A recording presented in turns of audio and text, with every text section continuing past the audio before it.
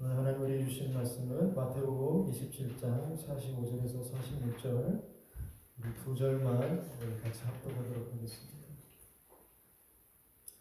마태복음 27장 45절, 46절 우리 두 절입니다. 다 같이 합독합니다. 제 60월부터 온 땅에 어둠이 임하여 제 90까지 계속되더니 제 90쯤에 예수께서 크게 소리질러 이르시되 엘리 엘리 라마 사박다니 하시니 이는 곧 나의 하나님 나의 하나님 어찌하여 나를 버리셨나이까 하는 뜻이라. 아멘. 지난주에 했던 말씀 중에 우리 여자 성도님들이 가장 기억에 나는 게 귀나이였던 것 같아요. 귀나이. 예수님이 어머니 마리아를 부르면서 여자여 라고 하는 말, 이 말은 헬라어로 귀나이라는 말인데 여자를 존귀하게 낮춰 부르는 게 아니라 존귀하게 부르는 것이다. 네. 그러겠더니 그것이 여자분 성도님들 마음에 남았나 봐요. 귀나이예요. 귀나이. 네. 네. 우리는 좀 여자 남자를 떠나서 오늘은 좀 서로에게 당신은 존귀한 하나님의 사람입니다. 이렇게 한번 얘기했으면 좋겠습니다. 서로 인사하시면서 당신은 존귀한 하나님의 사람입니다.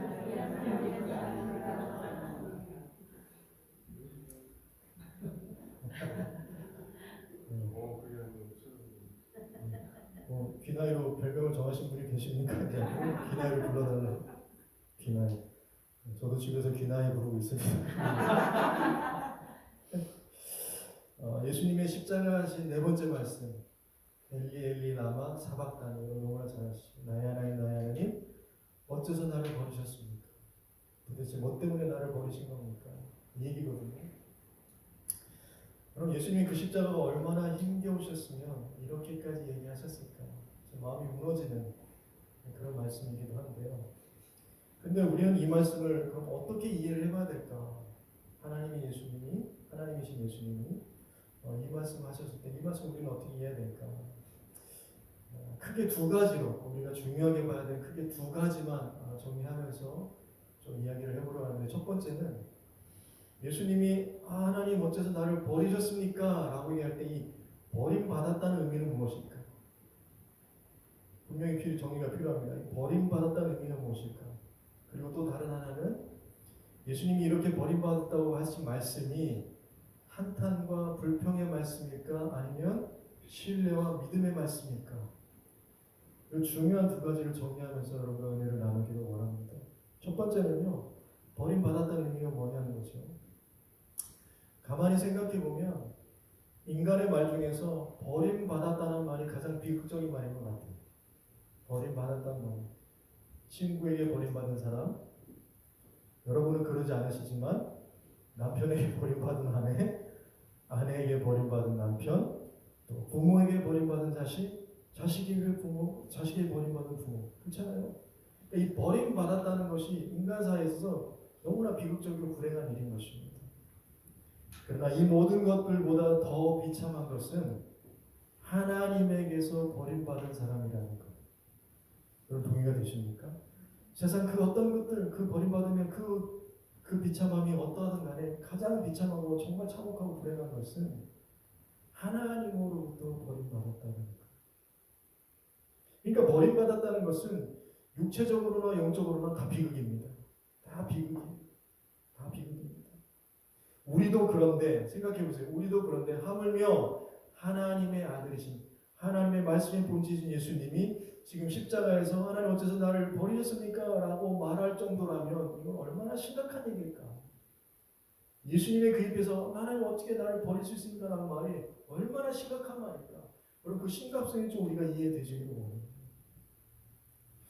물론 우리가 이것을 다 이해할 수는 없지만 그래도 조금이나마 여러 가지 말씀드렸지만 이것을 조금이나마 이해해 볼 수 있는 말씀이 잠언에 나오고 있습니다. 여러분 잠언 8장 26절에서 30절 말씀을 보시면 하나님이 아직 땅도 들도 세상 진토의 근원도 짓지 아니하셨을 때라 그가 하늘을 지으시며 궁창을 해면에 두르실 때에 내가 거기 있었고. 여기서 내가가 누굽니까? 내가 거기 있었고 누구죠? 예수님이에요. 예수님. 잠언에서는 지혜자라고 하지만 지금 하나님이 창조하실 때 내가 거기 있었다는 건 예수님이죠. 내가 거기 있었고 그가 위로 구름 하늘을 견고하게 하시며 바다의 샘들을 힘있게 하시며 바다의 한계를 정하여 물이 명령을 거스리지 못하게 하시며 또 땅의 기초를 정하실 때에 내가 그 곁에 있었다는 거예요. 내가 그 곁에 있어서 창조자가 되어 날마다 그의 기뻐하신 바가 되었으며 항상 그 앞에서 즐거워했다. 이 잠언에서 얘기하는 이 내가는 이 나는만을 예수님을 얘기하는 거예요. 하나님 곁에 있어서 세 번역은 뭐라고 번역하냐면 날마다 그분을 즐겁게 하여 드리고 나 또한 그분 앞에서 늘 기뻐했다는 거예요. 늘 기뻐했다는 거예요. 여러분 하나님과 예수님의 관계가 지금 보이십니까? 이런 관계들 늘 기쁘게 해드리고 늘 기뻐하는 관계 이런 관계였던 거예요. 태초부터 함께 하셨고 근데 이런 관계가 깨어지고 있는 것 아닙니까? 늘 기뻐하고 기뻐했는데 하나님 어째서 나를 버리셨습니까? 지금 그 얘기를 하고 있다는 거예요. 여러분 이 말이 얼마나 가슴 녹아내리는 말인지 모릅니다. 조금이나마 이해해 볼 수 있는 거예요. 아 그랬구나. 하나님과 예수님 관계가 이랬는데 지금 예수님이 나를 버리셨습니까? 얘기하는데 이게 보통 말이 아닙니다. 당시의 환경조차도 이 암울함을 여러분 잘 보여주고 있는데요. 여러분 예수님이 십자가에 달린 시간은 마가복음 15장 25절을 보니까 제3시의 십자가에 달리셨다 이렇게 되어 있어요. 이건 유대 시간이거든요. 그 유대 시간 제3시라는 시간을 오늘날 우리의 시간으로 환산하면 오전 9시입니다. 예수님은 오전 9시에 십자가에 못 박히신 거예요. 그리고 나서 오늘 본문 말씀을 보면 본문 45절에는 제6시로부터 온 땅에 어둠이 임하여 제9시까지 계속되었다라는 거예요. 그렇죠? 제6시부터 제9시까지 어둠이 계속되었다라는 것이죠. 자, 그렇다면 우리가 이 시간대를 좀 정리해 보면 제3시부터 제6시까지 즉 오전 9시부터 오후 12시까지 이 3시간 동안에 앞에서 이야기한 3가지 말씀을 예수님이 하신 거예요. 그렇죠? 저들을 용서해 주십시오. 낙원에 있으리라 여자의 벗어서 내 아들이면 용서의 말씀, 구원의 말씀, 사랑의 말씀. 왜냐하면 그 앞에 말씀들 속에서는 어둠이 임했다는 말이 없어요. 그렇죠? 그러니까 그 3시간 동안 앞에서는 이 3가지 말씀을 하시고 그리고 나서 제6시에 즉 오후 2시에 어둠이 임하기 시작하면서 12시부터 환경이 완전히 바뀌는 거예요. 온 땅에 어둠이 임합니다. 그리고 약 3시간이 지난 후에 3시간이 그 어둠의 시간이 지난 후에 첫 번째 하신 말씀이 오늘 엘리 엘리 라마 사박단이란 말이에요. 나의 하나님 나의 하나님 어찌하여 나를 버리셨습니까? 그러니까 지금 어떻게 보면 온 천지의 기상도 온 천지도 지금 이 예수님의 비참한 처지를 대변해 주고 있는 것처럼 보입니다. 그 어둠의 암울함의 3시간이 지난 후에 예수님이 툭 던지신 말이 어떻게 나를 버리십니까? 암울함이 시작되고 있는 것이 보여요. 자 그러면 우리가 여기서 반드시 정리하고 넘어가야 되는 아주 중요한 것이 있습니다. 그게 뭐냐면 제가 여러분이 질문할게요. 예수님이 오늘 이렇게 고백했던 것이 하나님 나를 어떻게 버릴 수 있습니까? 무엇 때문에 나를 버리십니까? 라고 얘기했을 걸 볼 때에 하나님이 정말 예수님을 버렸을까요? 아니면 예수님이 너무 십자가에서 고통스럽다 보니까 너무 고통스러운 나머지 그냥 혼자서 느끼기에 하나님 마치 나를 버린 것 같이 그렇게 감정적으로만 느끼신 걸까요? 중요한 질문입니다. 첫 번째 1번, 2번, 1번 하나님이 정말 예수님을 버렸을까? 두 번째 아니야 그럴 일 없어 하나님. 그냥 예수님 십자가 너무 힘드니까 하나님 어떻게 나를 버릴 수 있습니까? 라고 그냥 감정적으로 그렇게 그냥 혼자 그렇게 느끼시고 얘기하신 거야. 자 1번, 2번, 1번 2번 2번이 조금 더 많으신 것 같아요. 자, 요거를 정리를 해야 돼요. 왜냐하면 이게 중요한 문제예요. 정리를 해드릴게요. 잘 한번 따라보시기 바랍니다. 구약과 신약 통해서 핵심만 정리하려고 하는데 자, 먼저 구약을 보시면 구약에서 안식일 중에 안식일인 날이 있습니다. 안식일 중에 안식일. 너희들이 보면 그날이 어떤 날이냐면 대속죄일입니다. 1년에 한 번 대제사장이 지성소에 들어가는 날. 그거를 안식일 중에 안식일이라고 해요. 대속죄일. 그러면 그날에 이제 1년에 한번 대제사장이 막 여러 가지를 막 준비해가지고 모든 음식들을 다 준비해놓고 지성소에 들어간 날 아닙니까? 근데 이 대제사장이 해야 될 일들이 많이 있긴 한데 이제 제사가 시작되면서 지성소에 들어가서 가장 먼저 하는 제사 의식이 있습니다. 다른 것들 뭐 준비하고 이런 거 다 빼고 제사가 이제 시작돼가지고 가장 먼저 해야 되는 제사 의식 두 가지가 있는데 맨 먼저는 뭐냐면 대제사장 자신과 자기 집안의 죄를 속죄하기 위해서 자기가 들어가야 되니까 대제사장과 자기 집안에 어떤 혹시 죄가 있을지 모르고 그걸 속죄하기 위해서 숫소를 잡습니다. 숫소를 잡아서 그 피를 가지고 지성소로 들어가는데 지성소 들어갈 때 그냥 안 들어가고 지성소에 향을 피워요. 그래서 뭉게뭉게 그 연기가 다 가득 찰 때까지 기다렸다 들어가는 거예요. 왜냐하면 그걸 보면 죽으니까. 그렇게 해놓고 가는 거예요. 얘기를 보면. 어쨌든 그래서 그 피를 가지고 들어가서 속죄소 앞에서 법궤 앞이죠. 그 위에 덮인 뚜껑 속죄소라고 그러잖아요. 그 속죄 앞에서 손가락으로 그 숫소 피를 7번 뿌린다 그렇게 되어 있어요. 7번 뿌린다 그렇게 되어 있습니다. 그리고 또 다시 나와서 백성들을 위한 이제 절차가 진행이 되는데요. 대장을 하고 나서 백성들을 위한 절차는 두 숫 염소를 준비해 놓습니다. 백성들을 위해서는. 그렇죠? 근데 그 두 숫 염소 중에서 한 염소 미리 정해 놓은 백성들의 속죄를 위해서 정해 놓은 염소를 잡습니다. 그래서 그걸 잡아서 그 피를 가지고 다시 지성소로 들어가요. 그래서 대제사장 때와 똑같이 그 앞에서 손가락으로 그 피를 7번 뿌리게 되어 있습니다.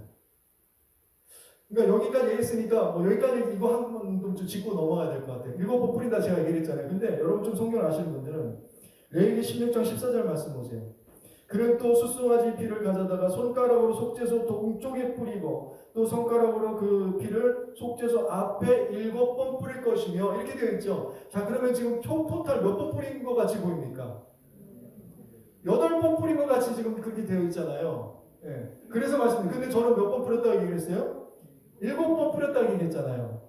자, 이게 무슨 번역상의 차이인데 원래 히브리어 원문 그대로 그 순대로 번역을 해보면 이렇습니다. 그는 또 숫송아지 피를 가져다가 손가락으로 속죄소 동쪽에 뿌리고 속죄소 앞에 뿌릴 것이며 또 손가락으로 그 피를 7번 뿌린다. 이렇게 되어 있어요. 어순이. 자, 그러면 우리가 번역한 순을 읽으면 8번 뿌린 것 같은데 원문의 번역순대로 직역해보면 지금 몇 번이 강조되고 있는 거예요? 7번이 7번. 속죄소 동쪽에 뿌린 것과 속죄소 앞에 뿌린 것이 어떻게 같은 것으로 묶여 있고 7번 뿌리게 되어 있는 거예요. 아, 그럼 이게 어떻게 같은 것이지? 우리가 성막을 보면 이해가 됩니다. 성막을 보면. 자, 저기 이제 성막이에요. 성막이 있고 그 다음에 성소와 지성소가 있죠. 자, 그런데 이 성막의 구조는 어디에서 어디로 들어가게 되어 있어요?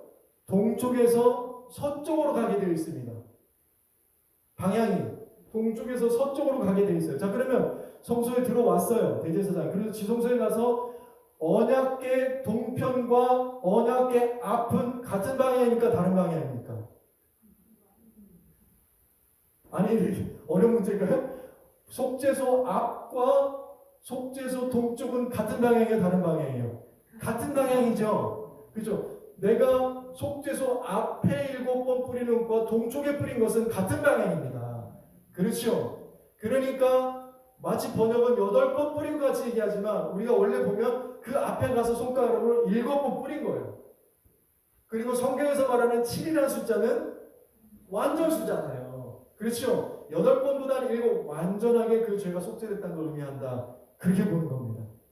요거 하나 짚고 넘어가는 거예요. 요걸 얘기하는 건 아닌데. 자, 어쨌든. 그래서 대제사장도 숫소의 피를 가지고 7번 뿌렸고 염소 한 마리 잡아줬어요. 자, 그러면 한 마리가 더 남았죠. 백성들을 위한 염소 한 마리가 더 남아있어요. 근데 이 염소를 뭐라고 부르냐면 아사셀을 위한 염소다 이렇게 부릅니다. 레위기 16장 10절을 보시면 아사셀을 위하여 제비 뽑은 염소, 그쵸? 한 마리는 여호와를 위하여 속죄하기 위해서 그래 그 피를 가지고 속죄소에 가서 피를 7번 뿌린 거예요. 근데 한 마리 남았잖아요. 이건 어떤 염소냐면 아사셀을 위하여 제비 뽑아 놓은 거예요. 그 염소는 산채로 여호와 앞에 두었다가 그것으로 속죄하고 아사셀을 위하여 어디로 보낸다고요? 광야로 보내는 거예요. 말이 보내는 거지 쫓아내는 겁니다. 다시는 못 돌아오게 쫓아내는 거예요. 다시는 못 돌아오게. 그러니까 이 용서는 그 자리에서 죽임을 당한 백성들의 죄를 위하기 위해서는 한 마리는 죽어서 그 속죄소 앞에 피를 뿌리지만 한 마리를 남겨둬서 광야로 쫓아버린다라는 거예요. 이건 죄를 멀리하고 다시는 돌아오지 못하게 한다는 의미가 있는 것입니다. 그래서 이 광야로 쫓겨나는 염소는 하나님께 철저히 버림받은 예수님을 상징한다, 그렇게 볼 수 있는 거예요. 제 말이 틀리니까 맞습니까? 그렇죠? 자, 그렇다면 이것만을 보더라도 하나님인 예수님을 정말로 버리셨을까요? 아니면 그렇게 버린 것처럼 느끼셨던 걸까요? 우리의 감정은 두 번째 감정이고 싶어요. 어떻게 하나님이 그러실 수 있어. 그래도 아버지인데. 그냥 너무 힘드니까 그렇게 얘기할 수 있지. 근데 여러분, 이거를 이해하는 게 이 복음의 깊이가 달라지는 건데요. 하나님은 예수님을 정말 버리셔야 했습니다. 버린 척한 게 아니에요. 구약의 말씀입니다. 근데 신약에서는 더 강력한 표현을 보게 되는데요. 여러분, 고린도서 5장 21절 말씀입니다. 하나님이 죄를 알지도 못하신 이를 우리를 대신하여 뭐로 삼으셨다고요? 죄로 삼으신 것은 우리로 하여금 그 안에서 하나님의 의가 되게 하려 하십니다. 영어 버전을 보니까 to be sin for us, for our sake to be sin이라고 되어 있어요. 자, 우리가 생각할 때는 예수님이 죄인인 우리를 위해서 대신 십자가에 달려 돌아가신 죄인으로 다니셨다고 생각을 해요. 근데 오늘 말씀은 그렇게 얘기하지 않습니다. To be sinner, 죄인 정도로서 달리신 게 아니라 to be sin, 죄 자체로 달리셨다는 거예요. 죄 자체로 달리셨다는 겁니다. 너무나 강력한 표현 아닙니까? 그러니까 예수님은 죄인 정도로 달리신 게 아니라 죄 자체로 십자가를 달리셨기 때문에 하나님은 자기가 사랑하는 정말 예수님 하나뿐인 독생자 아들이라 할지라도 죄이기 때문에 그분에 대한 죄에 대한 모든 진노를 다 쏟아부어서 철저하게 버려버리고 철저하게 심판해야만 했던 것입니다. 이해가 되시죠? 자, 그래서 한번 물어봅니다. 다시 한번 물어보는 거예요. 구약과 신약을 성경 통틀어서 볼 때에 하나님은 예수님을 정말 버리셨습니까? 아니면 예수님이 그냥 버리신 척 느끼신 겁니까? 버리신 거예요. 그 십자가의 순간만큼은 버리신 겁니다. 그게 죄의 문제예요. 그래야만 했던 거예요. 그러니까 이 철저한 버림이라는 이것을 이해하는 정도에 따라서 복음의 강도가 달라지는 것이고요. 은혜의 깊이가 달라지는 겁니다. 예수님이 어떻게 그러니까 예수님이니까 하나님의 아들이니까 그냥 그 십자가 정도는 그냥 그렇게 견뎌내, 그게 아니에요. 그냥 버리는 척, 그게 아니에요. 하나님은 철저하게 끊어내셨어요. 철저하게 버리셨어요.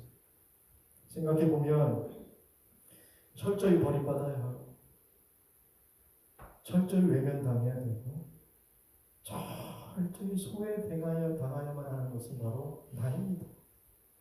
나예요. 예수님께서는 그런 나를 대신해서 이 모든 버림을 감당하셨다는 거예요. 이것이 복음입니다. 그리고 우리가 예수 믿고 교회 나와 예배 드리는 이유가 이 복음 때문인 것입니다. 사랑하는 성도 여러분, 예수님에게 나올 때마다 예배 자리에 나올 때마다 이 복음의 은혜가 날마다 더해지기를 축복합니다. 하나님이 하나님의 아들 예수를 완전히 끊어내셔야 할 만큼 그 버림의 상태, 소외됨의 상태, 외면의 상태, 그런 상태에 있는 저와 여러분을 구원하시기 위해서, 저와 여러분을 살려내기 위해서 이 철저한 버림의 상태에 놓여지게 되셨다는 것입니다. 그러니까요, 갈수록 버림받는 사람들, 소외되고 외면하는 사람들이 점점 많아지는 이 세상에서 여러분, 오늘 이 철저한 버림이라는 이 십자가의 말씀, 이 복음이 세상에 그런 사람들에게 복음의 능력이 되는 줄 믿습니다. 그렇죠. 이 철저한 버림이라는 복음은 이 십자가에서 네 번째 나를 버리셨니까라는 이 복음은요, 세상 모든 이들에게 증거되어져야 되는 것이죠. 뿐만 아니라 그리스도인으로 살아가는 삶에도 여전히 버림받고 소외당하고 외면당하고 고통 속에 살아가는 믿음의 사람들에게도 다시 이 복음의 말씀이 들려지게 되기를 바랍니다. 철저하게 버리신 그 예수, 그것은 바로 우리가 버림받지 않게 되기를, 우리가 외면당하고 소외당하지 않게 되기를 위해서 예수님은 그 십자가에서 네 번째 말씀을 하고 계셨던 것입니다.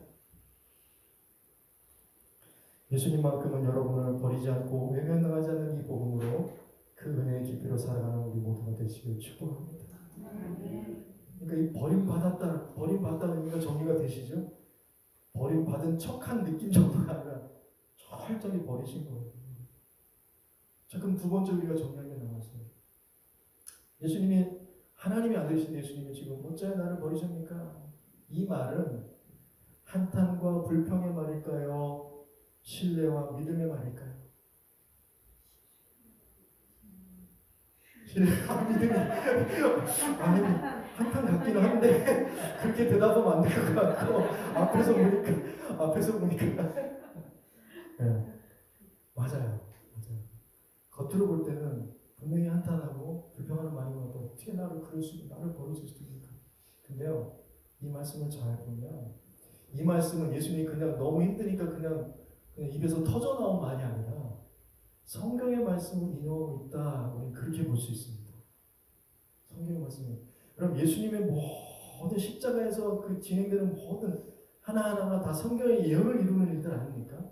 이것조차도 성경의 말씀을 지금 예수님이 인용해서 기도하고 계셨다. 그렇게 볼 수 있는 거예요. 어떤 말씀이냐면 시편 22편 1절에서 2절입니다. 다윗의 시인데요. 내 하나님이여 내 하나님이 어찌 나를 버리셨나이까. 어찌 나를 멀리하여 돕지 아니하시오며 내 시음소리를 듣지 아니하시나이까. 내 하나님이여 내가 낮에도 부르짖고 밤에도 잠잠하지 아니하오나 응답하지 아니하십니다. 답답하지 않습니까? 지금 이 성경 읽기만 해도 답답하지 않으세요? 부르고 애타게 불러도 밤에도 부르짖고 낮에도 부르짖고 어떻게 하나님 이럴 수가 있습니까? 어떻게 대답하지 않을 수 있습니까? 어떻게 나를 이렇게 버릴 수가 있습니까? 그러니까 지금 이야기를 하고 있는 거예요, 예수님이. 그러니까 예수님이 지금 이 십자가에서 네 번째 말씀은 예수님 고통이 심하다 보니까 엄겁결에 토해낸 비명이 아니라 그 순간에도 정신 차리고 하나님의 말씀 부여잡고 기도하고 계셨다는 거예요. 자, 그렇다면 예수님이 이 시편의 말씀이 생각나서 그렇게 말씀하셨다면 그 뒤에 이어지는 그 고백도 어떻게 보면 예수님의 마음이겠다 우리가 짐작해 볼 수 있는 거예요. 그렇죠?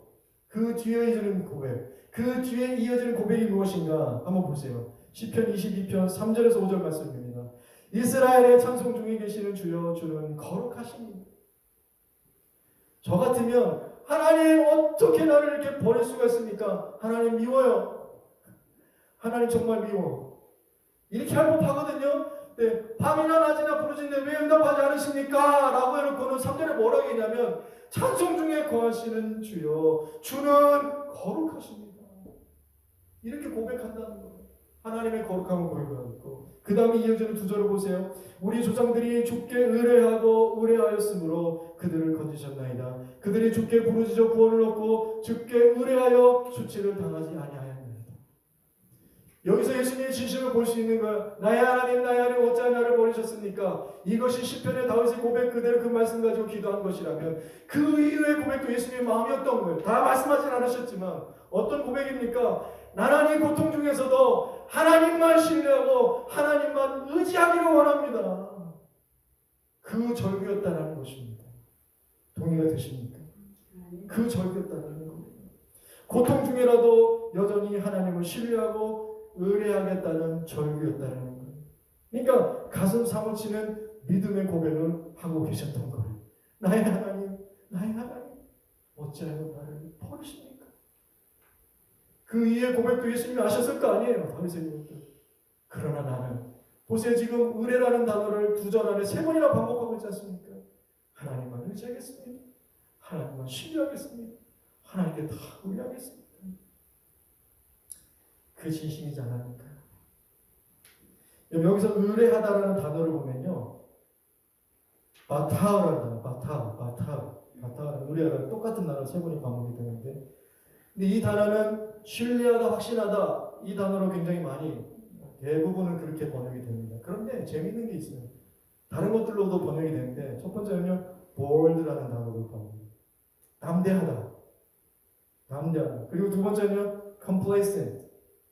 이거는 나쁜 의미로 하면 안일하다, 이런 뜻이에요. 안일하다. 그래서 현실에 안주하다, 뭐 이런 뜻이에요. 근데 이거를 우리가 그리스도 안에서 좋은 의미로 보면 자기 만족이 있다는 거. complacent. 자기 만족, 그 상황에 만족한다는 거. 자기 만족. 그러니까 현실에 안주한다는, 나쁜 의미로 안주한다는 되는 것이죠. 그리고 또 하나는 make to hope. 희망을 갖게 한다.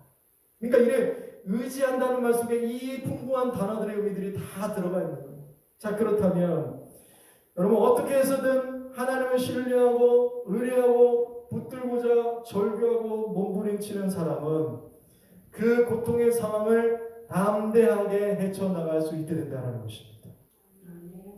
담대하게 헤쳐나가게 할 수 있게 된다는 거예요.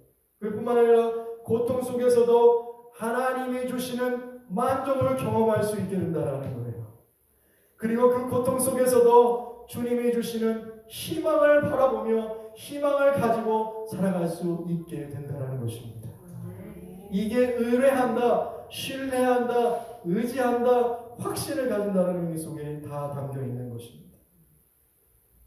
그러니까 성경은요, 고통의 절규가 없다라고 얘기를 하지 않습니다. 고통의 절규를 할 수밖에 없다. 고통의 절규가 있다는 거예요. 그런데 그 고통의 절규 가운데서도 담대함 있게 하시고 만족 있게 하시고 희망이 있게 하신다는 거예요.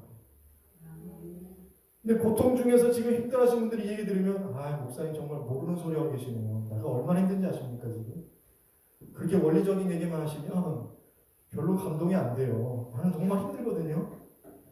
맞아요. 저는 여러분의 고통을 다 모를 수 있어요. 근데 보세요. 지금까지 얘기했잖아요. 예수님만큼은 그 고통을 다 알고 계십니다. 저는 이렇게 원리적으로 그냥 설명하고 설교할 수밖에 없어요. 그러나 여러분 이것만 기억하셔야 돼요. 예수님은 여러분의 외로움, 버림받은, 소외된, 외면당한 그분은요 철저하게 다 겪으셨어요. 다 아시는 분이시라는 것입니다. 그러니까 어찌하여 나를 버리십니까? 라는 말은 고난의 절규이기는 하지만 불신의 절규는 아닌 것이었습니다. 한탄과 불평의 말일 수는 있지만 그것이 불신앙의 말은 아니었다라는 것입니다. 여전히 겟세마네 기도인 그러나 나의 원대로 마옵시고 아버지의 원대로 되기를 원하나이다 라는 기도의 결론은 여전했다라는 것입니다. 오늘 이 십자가의 매가 저와 여러분에게도 있게 되기를 바랍니다. 왜냐하면 여러분 나의 하나님 어찌하여 나를 버리셨습니까? 이게 십자가의 네 번째 예수님이 하신 말씀이 아니라 저와 여러분이 하는 말 아닙니까? 살면서 너무 많은 말, 저와 여러분이 하는 말, 하나님 나 버리신 것 같은데 하나님 나 잊어버리신 거 아니에요? 정말 나 지금 버리신 거 아닙니까? 하나님 좀 응답 좀 해주십시오.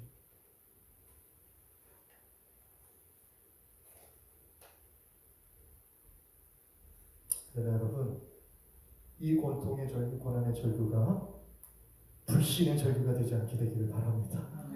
왜냐하면 예수님은 여러분을 위해서 이 버림의 십자가를 감당하셨기 때문입니다.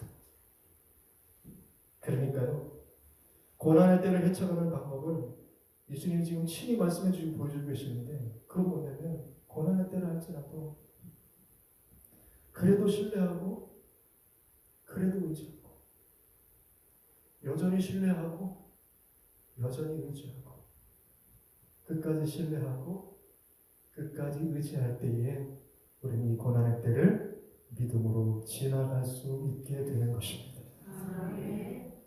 근데 사람들은요 이거 이해하지 못할 수 있어요. 예수님도 이해 못하지만 예수 믿는 사람은 뭐 그렇게 힘들면서 뭐 예수님이 불렸고 이해가 안 될 수 있어요. 근데 그게 정상이에요. 여러분 우리가요 세상의 이해받기를 다 바라지 마십시오. 세상은 우리를 이해 못한다니까요. 실망한 표정 하시는데 세상이 우리를 막 다 이해해주고 막 다 격려해주고 이럴 것 같죠? 근데 아니 믿음에 서면 설수록 다 이해해주지 못합니다. 그 당시도 그랬어요. 여러분 마태복음 보세요. 마태복음 27장 47절 49절입니다. 거기서 어떤 자 중에 어떤 이들이 듣고 이르되 이 사람이 엘리야를 부른다 하고 그 중에 한 사람이 곧 달려가서 해면을 가져다가 신포도에 적시어 갈대 꿰어 마시게 하거늘 그 남은 사람들이 이르되 그만두라 엘리야가 와서 그를 구원하라 보자. 엘리 라마 사막다니 들었어요. 이게 히브리 말인데 근데 사람들이 뭐라면 이게 무슨 말이지? 엘리야를 부르나 보다. 지금 예수님은요 그 하나님과의 그 버림받음의 관계 그리고 우리를 그것 속에서 구원하심의 관계 그 다음에 그럼에도 불구하고 신뢰와 믿음의 그 말씀들을 하는데 사람들은 들을 때 엘리야 부르네. 여러분 이게 과연 그 당시의 사람들만의 반응일까? 오늘 이 땅의 사람들은 어떻게 반응할까? 아니 예수 믿는 우리는 엘리 라마 사막다는 이 말에 우리는 과연 어떻게 반응하고 있는가?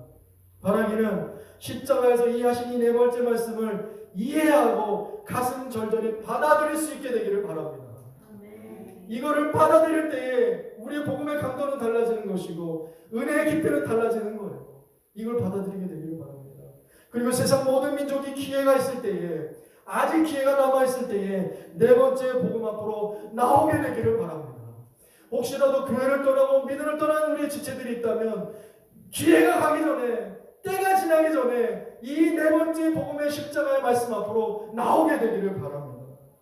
그러면 알게 됩니다. 예수님은 철저히 버림받는 것이 무엇인지를 세상 누구보다도 가장 완벽하게 아시는 분이라는 것. 우리는 그 십자가에 나올 때 그것을 알게 된다는 거예요. 아무도 몰라줄 것 같았던 그 비극을 예수님은 알아주신다는 것입니다. 이 피 묻은 십자가의 절규가 저와 여러분에게 복음의 능력이 되기를 바랍니다.